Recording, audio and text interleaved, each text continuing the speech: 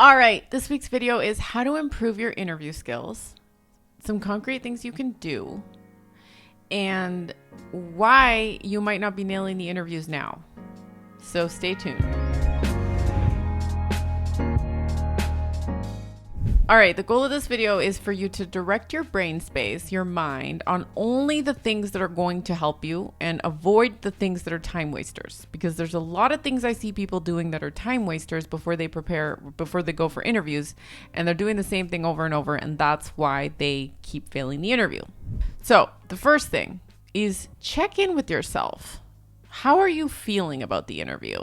If you're having a moment where you are nervous because you're thinking about the past interviews, check in with yourself and ask yourself, what are you making those failures mean? So in the video where I talk about rejection and getting over rejection and overcoming rejection, I talk about how just because you were rejected, it doesn't mean that there's anything different about your value or the value that you bring. But if you are taking that into the interview with you, and a lot of people do that, they'll take past rejections in with them and they'll make them mean, oh, I didn't get the last one. I wonder, I hope they like me. I hope it works this time. But really you got that underlying feeling of, I'm not good enough because I didn't get the last ones. That's going to show up and you're not going to be able to hide that even if you think you are. Okay. You might think you're a master at it, but the results don't lie. So if you're not crushing the interviews, it's because you probably are bringing something with you from past ones that you failed. And it's because of what you're making that mean. So I strongly encourage you go watch that video of how to overcome your fear of rejection and failure. And also Interview Purgatory, how to get out of it. Those are two good resources if you have failed interviews in the past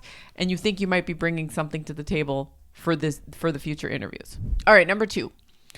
What is your true belief in the results you're able to create and how aligned you are with the role that you're interviewing for? How strongly do you believe that you're the right candidate for that role? And how strongly do you believe that you're going to do the best job they've ever seen? So where's your belief in yourself on a scale of 1 to 10? Do you believe you suck or do you believe you're amazing? 10 being amazing. Okay. And just be honest. Where are you on that scale? Maybe you do feel great about your accomplishments, but for some reason you can't get the words out. Maybe you're afraid of people judging you and you don't know how they're judging you and you're thinking about what they might be thinking, and that's becoming a problem for you. But when you're grounded in your own capability, your own value, and your own ability to deliver results, then you'll be able to speak from that place and you won't have those issues, right? So that's why you need to check in on yourself and your belief in your ability to do the job. Would you hire you? The answer is yes.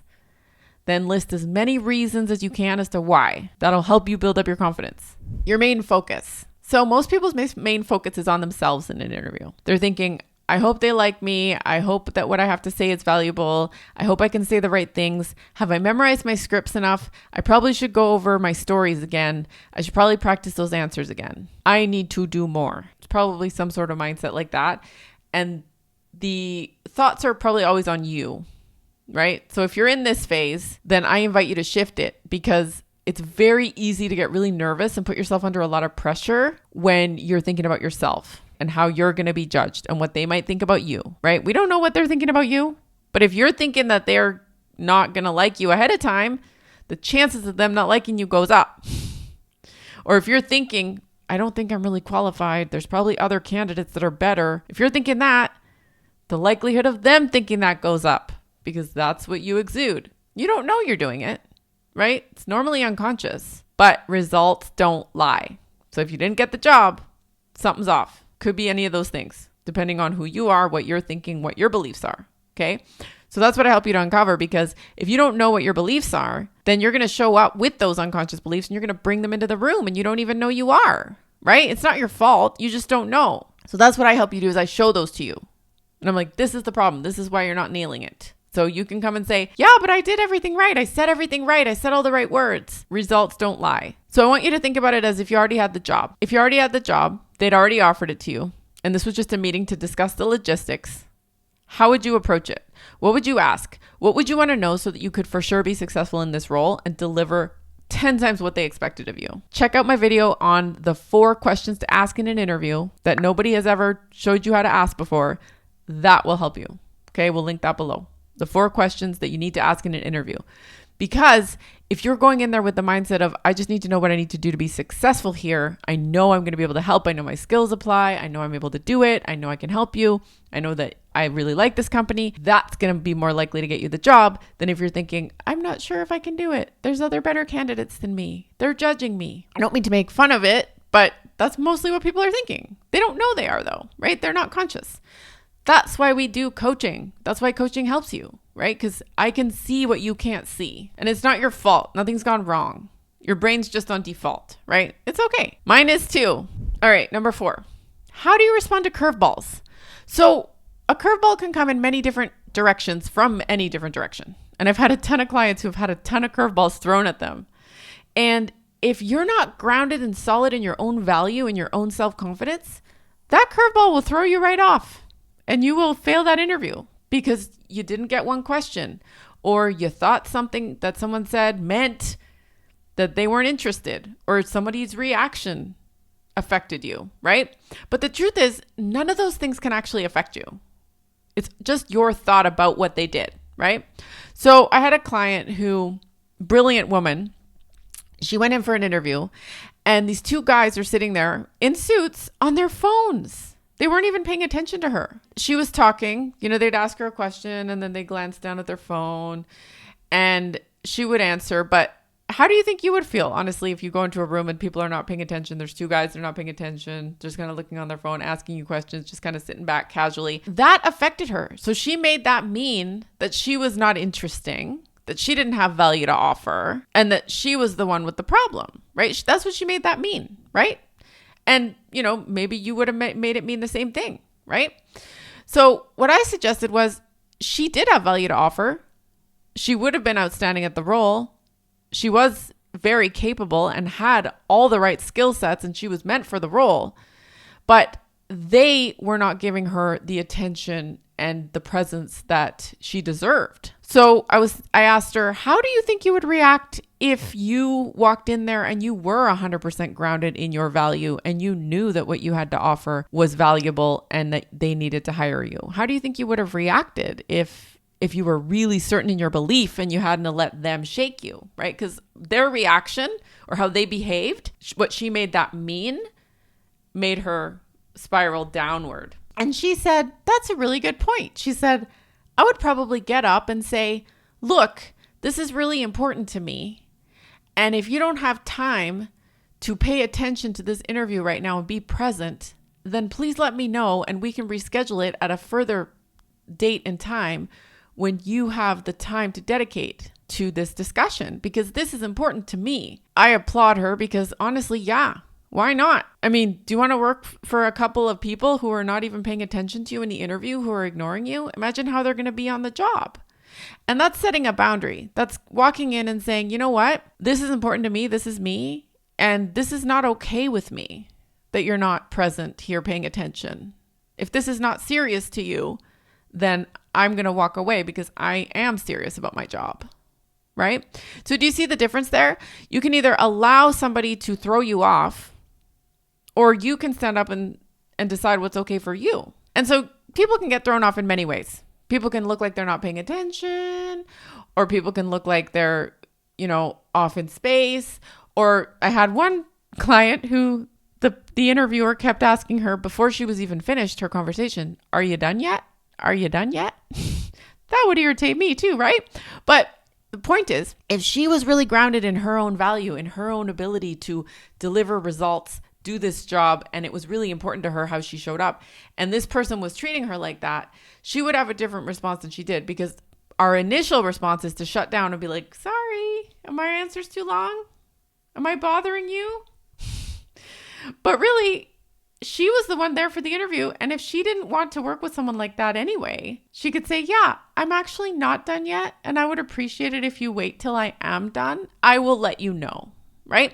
And this is just standing up for yourself and being like, this is me, this is what I offer. Okay.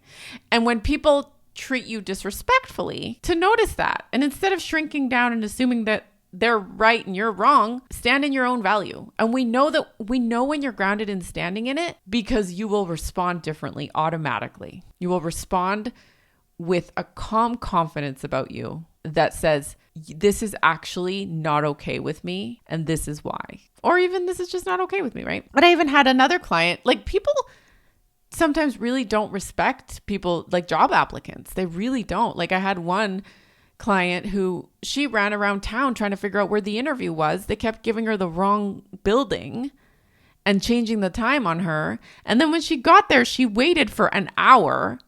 And I was thinking, look, if you were, what she wanted to do in the future, director of product management or whatever her future title was, I'm like, if that was you, would you chase them around for hours and then wait for an hour for them to interview you? Or would you say, my time is valuable, and if you're not going to figure out the time to tell me when I need to be there, and if it's not going to be accurate, then I'm sorry, but I'm not going to be able to interview for that job. It's not going to work for me. What does your future self actually say? And who do you want to become? Do you want to be somebody who's pushed around? Is that who you are? Or are you somebody now or in the future who you want to work towards being in whatever role you want to have?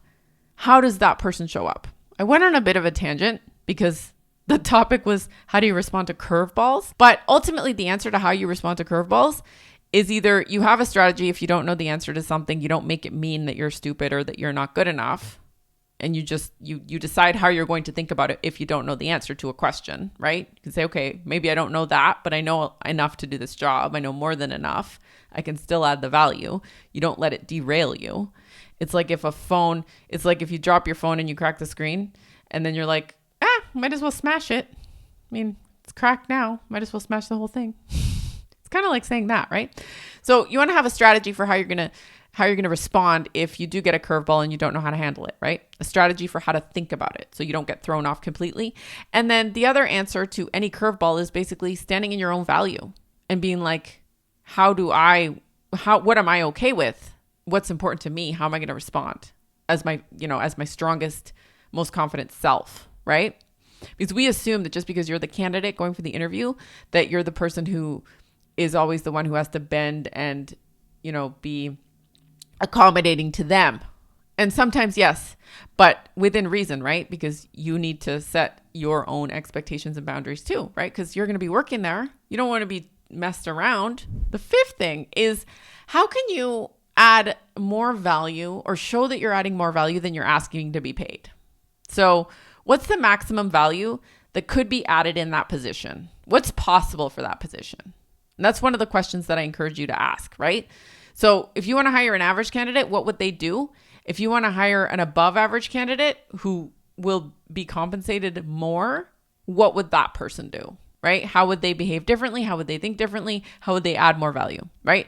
And so when you can become that person who understands how to add maximum value, you know how to ask the right questions, you know how to answer in a way that shows you've added maximum value in the past, then you become a candidate who sets yourself up to not only get the offer, but then negotiate more salary after the fact, because they are already decided that you're the no-brainer candidate because you've already explained to them the amount of value that you'd add and you've shown them the way that you think, right? And this is something that I work with my clients. I teach you how to set yourself up to add 10 times more value at least than what you're being asked to be paid.